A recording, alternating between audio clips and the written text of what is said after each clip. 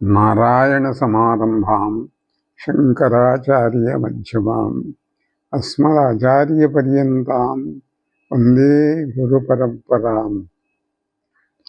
పద్మశ్రీ పురస్కారాన్ని పొందిన బ్రహ్మశ్రీ మాడుగుల నాగఫణి శర్మ అపూర్వమైనటువంటి ప్రజ్ఞతో, అత్యద్భుతమైనటువంటి వాగ్ధారతో, మధురమైనటువంటి వాక్కుతో, భాషణతో ప్రజాహృదయాలను రంజింపజేసినటువంటి వ్యక్తి. విశేషించి శతావధానాలు, సహస్రావధానాలు తిరుపతి వెంకట కవులు, కొప్పరపు సోదర కవులు మొదలైన వారు చేసిన తర్వాత కొంతకాలం పాటు ఎవరూ సహా శతావధానాలు చేసిన వాళ్ళు లేకపోయినారు. అటువంటి సమయంలో శతావధానాలు, సహస్రావధానాలు మళ్ళీ కూడా మొదలైనవి చాలామంది చేయటం జరిగింది. అందులో మొదటి సహస్రావధానం చేసినటువంటి వ్యక్తి మాడుగుల నాగఫణి శర్మ గారు. చాలా అపూర్వంగా 1000 మంది పృచ్ఛకులు పూర్తిగా ఉండేటట్లుగా అవధానం చేసి కీర్తిని పొందారు.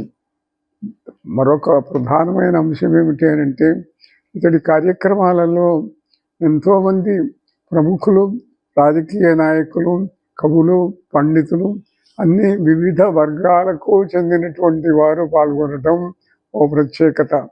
ఆ రోజుల్లో ప్రధానమంత్రి కూడా పృచ్ఛకులలో పాల్గొన్నారు అనేటువంటిది. ఇటువంటి వాళ్ళందరూ కూడా, ప్రముఖులందరూ కూడా అవధానంలో పాల్గొనటం వల్ల ఆయనకు కీర్తి మరింతగా పెరిగింది. ఈ లోకంలో కీర్తి ఎట్లాంటిది అంటే అది చాలా విచిత్రమైనటువంటిది. ఎవరికి ఎందుకు ఎంత కీర్తి వస్తుందో చెప్పలేం. అదొక మహాయోగం. ఆ మహాయోగం పట్టినటువంటి వ్యక్తి నాగఫణి శర్మ గారు. తర్వాత విశేషం ఏమిటి అంటే, కవులు, పండితులు పొందగలిగినటువంటి గౌరవాలన్నీ కూడా పొందారు.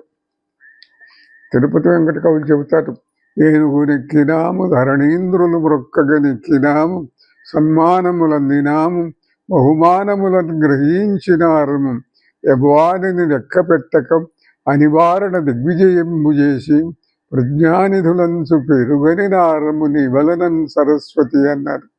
ఈ పద్యంలో ఉన్నటువంటి గుణగణాలన్నీ కూడాను మాడుగుల నాగఫణి శర్మ గారిలో ఉన్నాయి.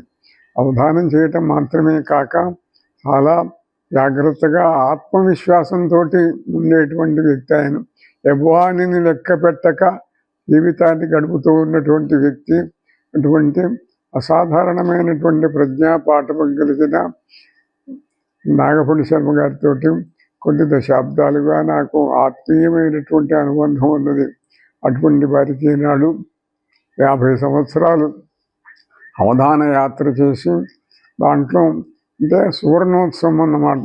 25 ఏళ్ళు అయితే రజతోత్సవం అంటారు, 50 ఏళ్ళు అయితే సువర్ణోత్సవం అని అంటారు. అలాంటి స్వర్ణోత్సవం చేసుకుంటున్నటువంటి నాగఫణి శర్మలో విశేషం ఏమిటి అంటే, చాలా మధురంగా, మంజులంగా, మనోహరంగా మాట్లాడగలిగినటువంటి ప్రజ్ఞా ప్రాభవం కలిగినటువంటి వ్యక్తి.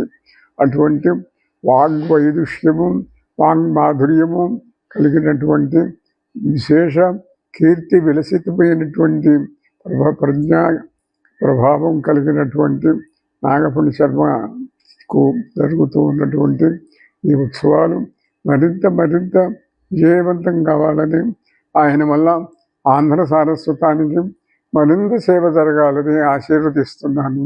శుభమస్తు. Narayana Narayana. Please subscribe to our YouTube channel. Like and share this video.